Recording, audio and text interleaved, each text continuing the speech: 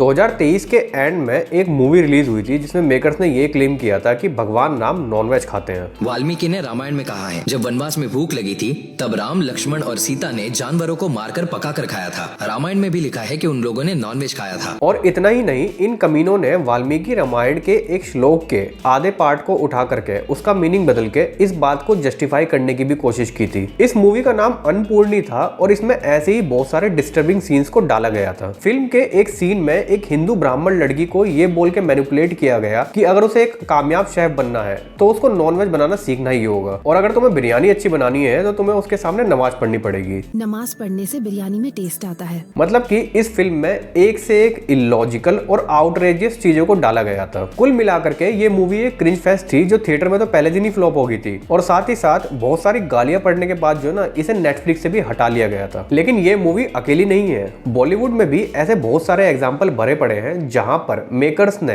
हिंदुओं की भावनाओं का मजाक बनाया है। और आज के इस वीडियो में मैं आपको ऐसी ही कुछ मूवीज के बारे में बताऊंगा। इस लिस्ट में पहले नंबर पे है SRK की पठान मूवी का गाना बेशरम रंग। दिसंबर 2022 में जैसे ही ये सॉन्ग यूट्यूब पर रिलीज हुआ, लोगों ने इसका जम के विरोध किया। मेकर्स की मक्कारी ये थी कि उन्होंने दीपिका पादुकोण को सैफरन यानी कि भगवा कलर की बिकनी पहनाई थी और उन्होंने इस गाने को टाइटल दिया था बेशरम रंग। अब जो कलर, जो रंग हिंदू धर्म में पवित्रता, सैक्रिफाइस और मोक्ष का प्रतीक है, अगर तुम उसका मजाक बनाने की कोशिश करोगे तो पब्लिक से गाली तो खाओगे ही। इस मूवी पे ये भी एलिगेशन लगा था कि इसका कलेक्शन फेक है और मूवी ने उतने पैसे कमाए ही नहीं है जितने की प्रोडक्शन हाउस ने क्लेम किए हैं। पर खैर, वो टॉपिक इस वीडियो में नहीं आता, तो उस पर कभी किसी और दिन बात करेंगे। लेकिन इस कांड की वजह से SRK को राम मंदिर के इनॉग्रेशन में इनवाइट नहीं किया गया, वो भी CNN Indian of the year award मिलने के बावजूद। नंबर 2 पे आता है यारिया मूवी का भारत माता वाला सीन। 2014 में आई हिट मूवी यारिया में एक सीन में एक कॉलेज प्ले को दिखाया गया है जहां पे एक सोल्जर जंग में लड़ने के बाद मर रहा होता है और अपने आखिरी टाइम में वो भारत माता को याद करता है और भारत माता उससे खुद मिलने के लिए आती है। अब जो सीन कायदे से एक इमोशनल सीन होना चाहिए था, उसे जबरदस्ती कॉमेडी बनाने के चक्कर में बहुत वल्गर तरीके से दिखाया जाता है। मेकर्स ने भारत माता के कपड़े उतरते हुए दिखाया है और उसके बाद शीला की जवानी का गाना भी बजने लगता है। तो इस सीन में इन कमीनों ने न सिर्फ हिंदू धर्म बल्कि देश और आर्मी को भी इंसल्ट किया है, क्योंकि इनकी सो कॉल्ड कॉमेडी में जो ना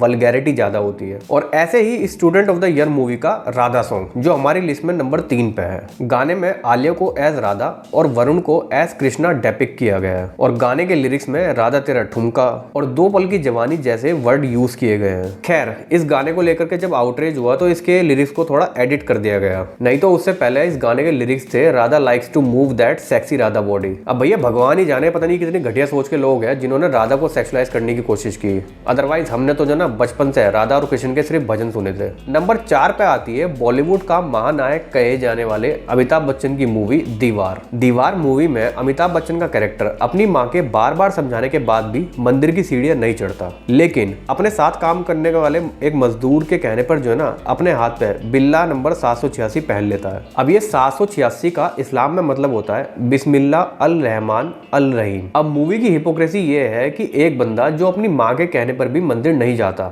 उसको मतलब भगवान में इतना बिलीव ही नहीं है, उसको मुस्लिम सिंबल पहनने में कोई दिक्कत नहीं होती। और इनफैक्ट इस बिल्ला नंबर 786 को जो है ना फिल्म में एक लकी चार्म की तरह दिखाया गया है जिसने हीरो की जान भी बचाई। तो इसने तुम्हें बचा लिया। जी हाँ, वेरी लकी। हमारी लिस्ट में नंबर 5 और आखिरी नंबर पे आती है 1998 में आई मिथुन चक्रवर्ती स्टारर मर्द। इस फिल्म में विलन गुलशन ग्रोवर के कैरेक्टर का नाम सत्यलाल होता है और फिल्म के एक सीन में वो 2 पुरोहित के साथ बैठ करके हवन कर रहा होता है। तभी एक आदमी उसके पैरों में आकर के गिरता है और गिड़गिड़ाने लगता है। तब सत्यपाल अपने भाई को इशारा करता है और उसका भाई हवन के बीच में उठ करके हथियार से उस आदमी की गर्दन काट देता है। अब इस सीन में जो ना बड़ी बेशर्मी के साथ एक एंटी हिंदू प्रोपेगेंडा को जो ना प्रमोट किया गया है और ये पूरा नैरेटिव जो है ना एक ऐसा पैटर्न है जो तुम्हें आज भी जो है ना बहुत सारी मूवीज और वेब सीरीज में देखने को मिल जाएगा, जिसमें 2-3 चीजें ना हमेशा कॉमन होंगी, जैसे कि एक रिलीजियस हिंदू को विलन दिखाना और हिंदू रिचुअल्स के दौरान या उसके बाद विलन को कोई बुरा काम करते हुए दिखाना या कोई क्राइम करते हुए दिखाना। तो बेसिकली ये लोग जो है ना तुम्हारे सबकॉन्शियस में जो है ना ठूस ठूस के ये मैसेज भरना चाहते हैं कि हिंदू रिलीजियस लोग जो है ना बुरे होते हैं और हिंदू रिचुअल्स जो है ना क्राइम से डायरेक्टली रिलेटेड है। मतलब जो इंसान क्रिमिनल है वही इस तरह के रिचुअल्स को करता है, तो ये नहीं करने चाहिए। इतना तगड़ा प्रोपेगेंडा जो है ना जबरदस्ती पब्लिक के सबकॉन्शियस में भरा जा रहा है ताकि वो अपने ही रिलीजन से हेट करने लग जाए।